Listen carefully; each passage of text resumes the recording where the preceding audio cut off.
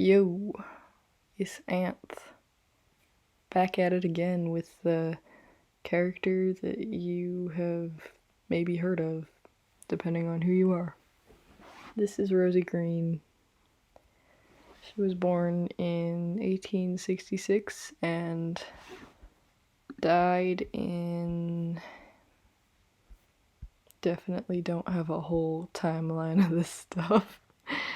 Dies in 1921 in a horrible shipwreck with her evil mermaid wife. No, okay.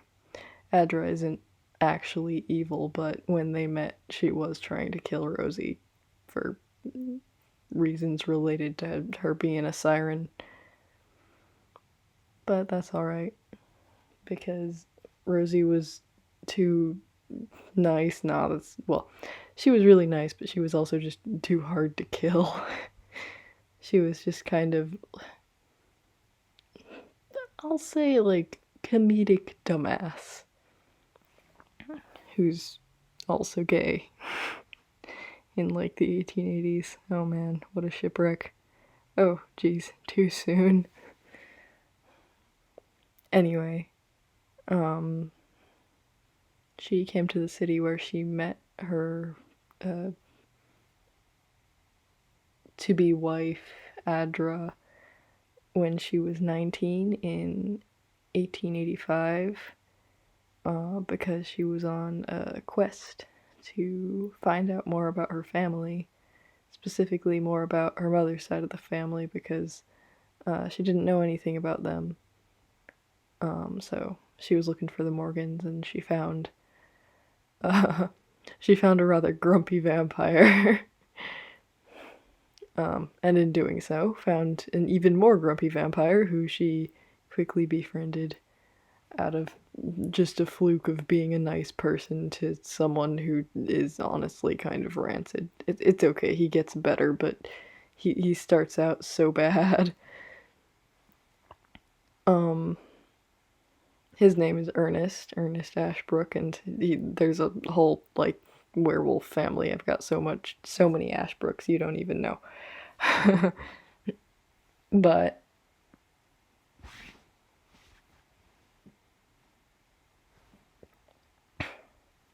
Rosie meets him, and he's like, I'm gonna turn this naive child into a vampire, because she seems like a perfect mark.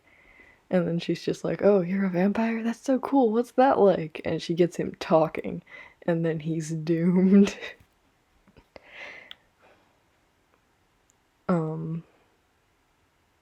So they become, like, very close friends. Of course there's, like, plot and stuff, but it doesn't really matter at the moment to explain this.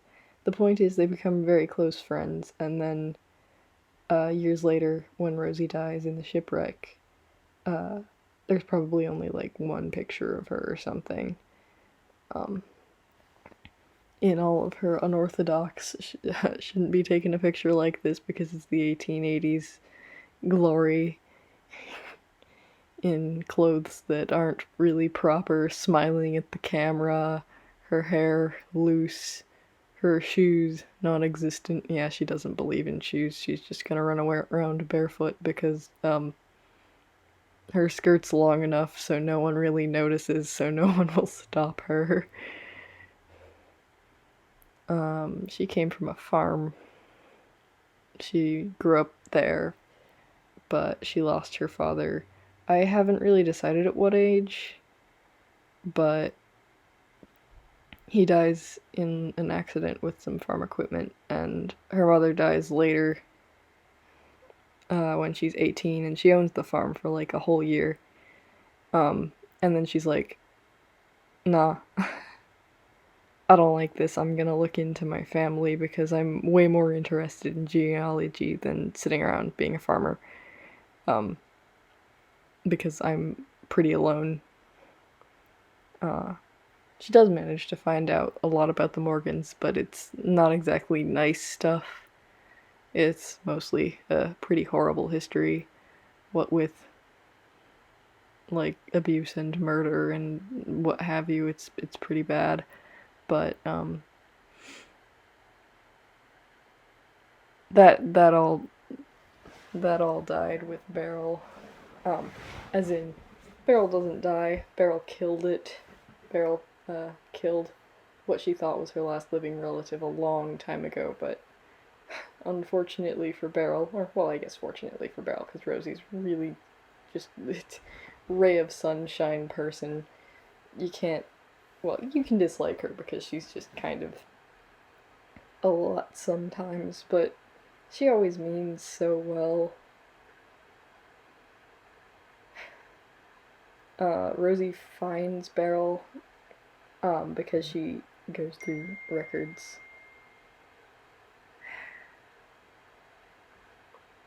and manages to find that Beryl owns an establishment in the city on the coast. And then when she confronts her, she's like, alright, you've been alive for far too long. What the heck is going on here? And I guess I'll continue this later because it's late and I'm doing this at stupid hour and I don't know, I'm in a weird mood anyway. So, to be continued. Alright, yo, I'm back. So, I got more energy now. Maybe I sound a little bit less, like a zombie. As I was saying, basically, Beryl didn't know that her brother had an affair, and that resulted in a child who was born after his death, which led into the Rosie line, I guess. I don't know, I haven't really developed many of her ancestors besides, like, William and Morgan, or Morgan, that's a family name, William and Beryl, so, uh, yeah. If Beryl knew that William had children, she wouldn't have killed them, but she would have been way less, like, alright over the last, like, 100 years or so. She's not exactly cool with William as a person. Maybe she would have sorted out some of her family stuff sooner. But no, Rosie shows up and Beryl is like, oh, good fucking god, I have to deal with more family that I have had notoriously bad interactions with. And then Rosie is just like absolute freaking sunshine person as she is, as I think I previously stated. And Beryl is like, oh, you know what? Crap, I actually care about this kid. I mean, first she's annoyed because she has to take care of Rosie because Rosie keeps almost getting herself killed. But after a while she gets over it, but by that point she's been kind of mean and weird to Rosie just by not really wanting to have to interact with her family as a side effect. And Rosie doesn't like her and they've got some drama, but it's all sorted out by like the 1890s. Everything's all good and swell by then. Anyway, there's probably only like one photo of Rosie. Maybe there's a couple copies. I don't really know how photos work, but if there's a couple of copies, Beryl definitely has one. If there's only one, it's in a locket that is perpetually around Ernest's neck until he dies. Because, boy, does that strange, angsty vampire love this ray of sunshine girl. They're friends. Do not ship them, please. I swear to God. So that's, I guess, like a brief kind of just, well, not brief. That's a description of Rosie. This picture was definitely taken, like, in the mid 1880s because, or in the 1880s to 1890s, because after this, she definitely, she purchases a small boat after saving up for quite a while and basically goes adventuring for the rest of her life, which does mean that she's scraping by most of the time, but she's all right with that. At one point, she and Adra like, find a child. So the Green lineage continues. And Rosie Green. But yeah. So they find a child amongst a shipwreck, so when Rosie's ship wrecks and that child survives, well, they're in their like 20s at that point, but they're like, ah, great. All my mother and parents have died from shipwrecks. God damn. I've maybe been watching too many memes recently. Anyway.